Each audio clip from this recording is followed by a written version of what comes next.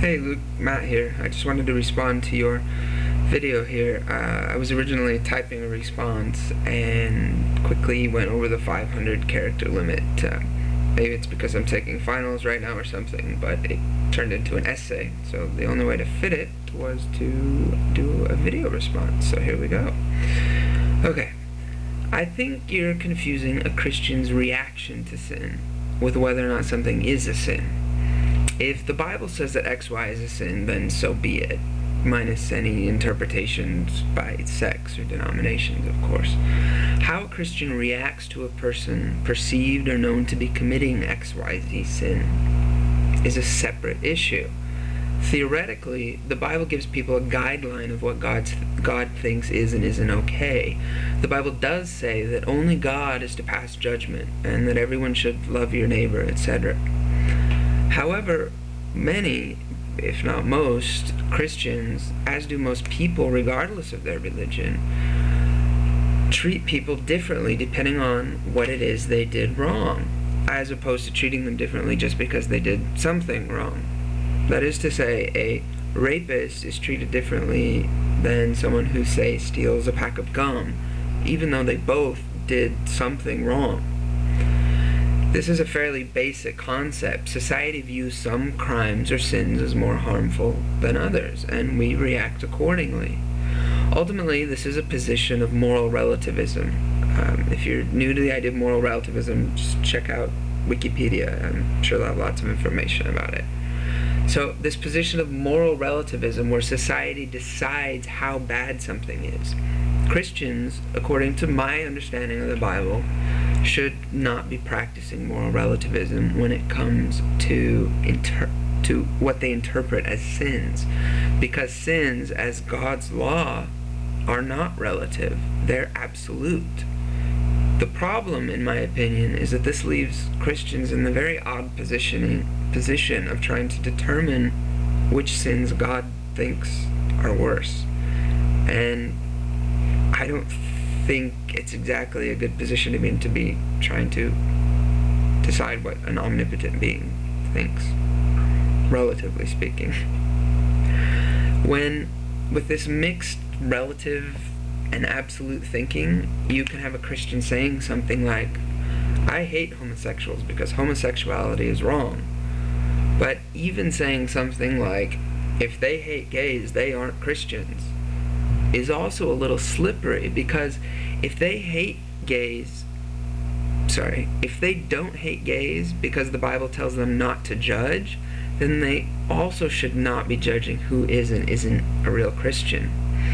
Following a more appropriate, in my opinion, adherence to the Bible, a Christian should perhaps say something more like, I think homosexuality is wrong, but since it isn't harming me, I'll leave it up to God to deal with. At this point, that's kind of the hate the sin, love the sinner, I think. At this point, choosing to be friends with homosexuality is simply a personal choice, not a religious one, as, after all, everyone is a sinner to some degree or another. So, it's a bit of a false argument to say that you should be friends with all rapists and homosexuals, or to say that you should be friends with no rapists or homosexuals. The Bible, to some, may say that both are wrong, but it also says to love your enemy. People often confuse black and white, absolute rules with culturally relative beliefs of right and wrong. When you do this, you suddenly, and unfairly, I think, put the whole weight of your religion and of God behind your relativist position, which is a little dangerous if you ask me. It's this type of thinking and behavior that justifies burning witches and starting holy wars. This is also why the separation of church and state is so important. The separation allows for laws to be based on issues that are of relative importance to the community and to society at large, which may differ, and in fact pretty much always does differ from some religious teachings. This ultimately, though, protects everyone from someone else's lists of absolute rights and wrongs, a list that, after all, we could never all agree on. Specifically, this is why I think that gay marriage should be legalized. The issue of homosexuality is a concern of religion, apparently, not of society. Now, I know I'll take a hit from some people out there for saying that homosexuality isn't a concern to society, but I believe that whether or not your gay neighbors are married or just living together has no real effect on the nature of their relationship. And since there is no change in their behavior, allowing them to get married has no harmful effect on society.